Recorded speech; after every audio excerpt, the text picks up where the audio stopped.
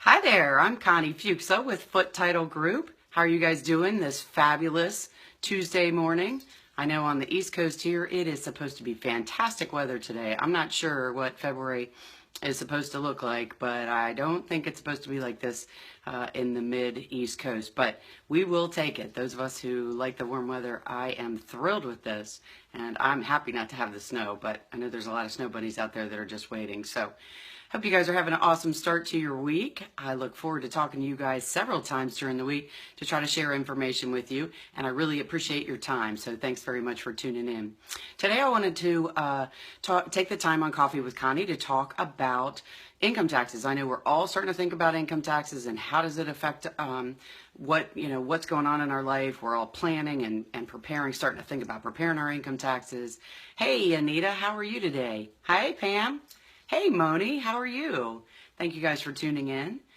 So I know we're all starting to gather all the information we need and all the things that we have to put together either for ourselves, for TurboTax, for our accountant, all those different pieces we have to pull together for our income taxes. It's that kind of crazy time of the year where we have to start thinking about all those things. And the one thing I wanted to remind you about that a lot of people don't think about is your property, whether it's a piece of property or your home, or if you have a rental property, if you own a piece of real estate, then that gives you a tax break. So there's several different things that you have, and I am not a tax person, so I certainly don't want to give you all of the things the benefits that are available for you, but I want you to, as like always, I want to give you some pieces of information to make you think about it and ask some questions. So if you have a piece of real estate, whether it's a home, a piece of property that maybe you fish or hunt on or camp on, those kind of things, but you own it and you pay property taxes for it. You maybe, if you have a loan on it, then you actually pay interest for that loan. These are some things that are potentially that give you potential tax write-offs on your income taxes. So there's some things that you need to think about. Yep, absolutely, tax breaks. We all need them. We would much rather our money stay in our pocket than go to fund the tax things that are out there that somebody else decides we need to pay for. So your whether it's a home and maybe you have a mortgage on it, that interest on that mortgage is actually a tax deduction for you. If you pay property taxes, well, if you own a piece of property, you better be paying the property taxes, otherwise you're not going to own it too long. But those property taxes can potentially be a tax write-off for you. Now, even if you own a piece of property that is a second home, that interest, that property taxes, those can potentially also be tax write-offs for you. Have you done home improvements to your property? Those may be potential tax write-offs for you. So there's lots of things that can happen with your property or your second home, or maybe you have a home and then you have a piece of property, but you haven't built on that piece of property yet. Maybe there's some advantages to that piece of property that you haven't built on yet that you could potentially use for some tax write-offs as well. Hey, Tina, how are you? Heather, thanks for tuning in. Hey, Lee, good to see you. Thanks for your time. So all of these different things, let me throw in another kind of wacky thing. So a second home doesn't have to necessarily be a physical piece of real estate sitting on a piece of land. It could be a motorhome, or it could be maybe you spend a lot of time on your boat and it has some housing facilities. Maybe those could be tax write-offs. Again, I'm not a tax professional, but what I want to do is give you some information that could potentially spur you to ask some questions to those people that are the professionals. Because you have a lot of things sitting there that you are doing and you're putting your own cash into that the federal government has said, yeah, we're going to let you write off some of those things to reduce your tax base and your income on what you're going to actually pay property taxes on.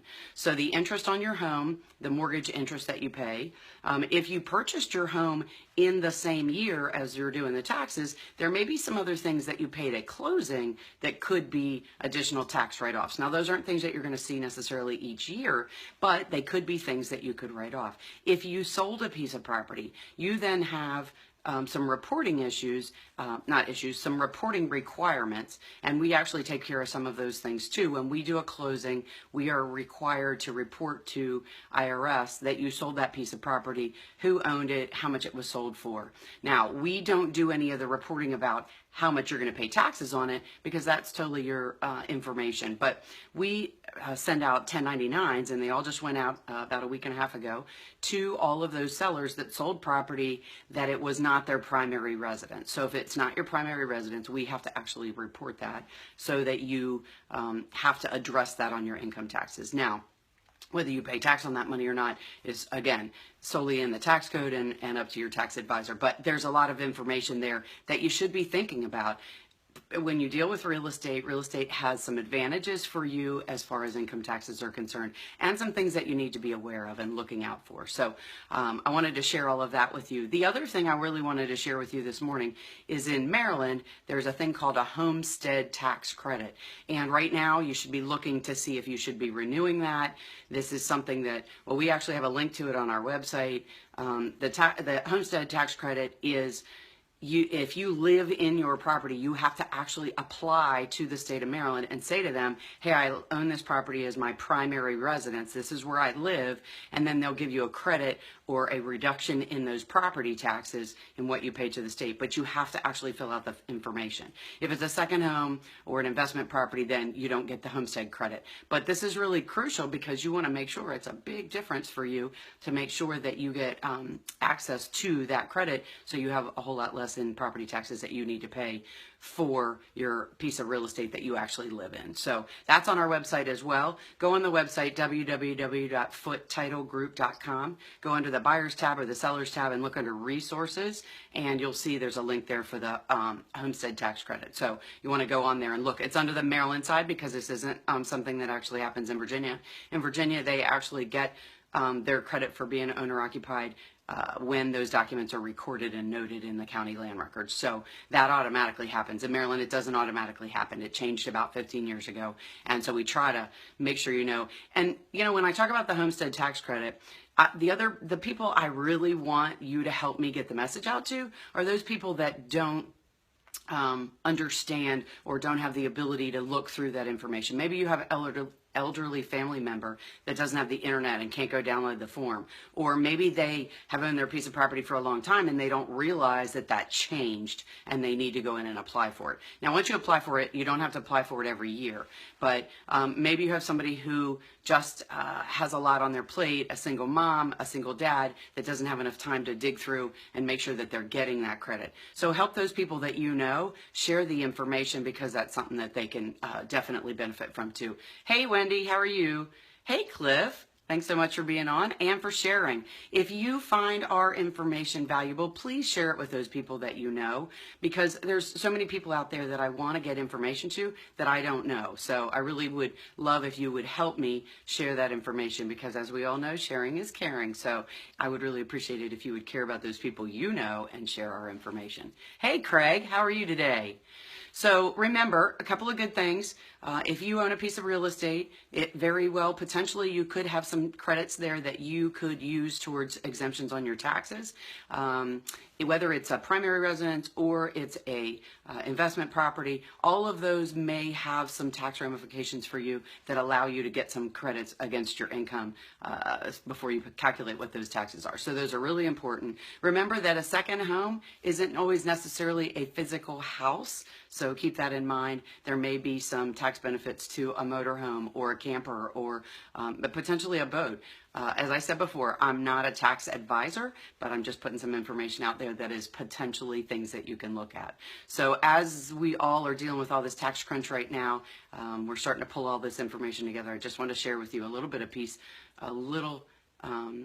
of information that potentially could help you pull some of those pieces together and give you more money in your pocket and less in IRS's pocket. So hopefully I helped you guys a little bit today. As I said, our website has all kinds of good information on it. There's buyer's guides, seller's guides, planning your move checklists, information for sellers. If you're thinking about selling, what processes are on there. If you're a realtor or a lender, there's a page there just for you with all kinds of information that you can use to help be more successful when you're doing setting up things for your customers. There's also a calculator that will help you calculate closing costs, recording fees, and those things that you can't easily get a hold on. Oh, thank you, Billy. I really appreciate that. We just revamped our website, as a lot of you guys know, and it launched the beginning of January. And my goal was to make it a lot simpler and also to make sure that you guys had resources that you need. So if you're on there and you find things maybe somewhere else that you think that would be beneficial, I'd love to add those too. So please let me know, and thanks for your feedback, Billy. I appreciate it. Hey there, Sherry. Sherry's is our operations manager who actually happens to be out of the office right now. So thanks for tuning in. So hopefully you guys got a little information today. I look forward to talking to you every Tuesday and Thursday around between 8 and 9. And hopefully you guys have an awesome day. I'm Connie Foote with Foote Title Group, where we protect your home ownership. Have a great day, everybody. Bye-bye.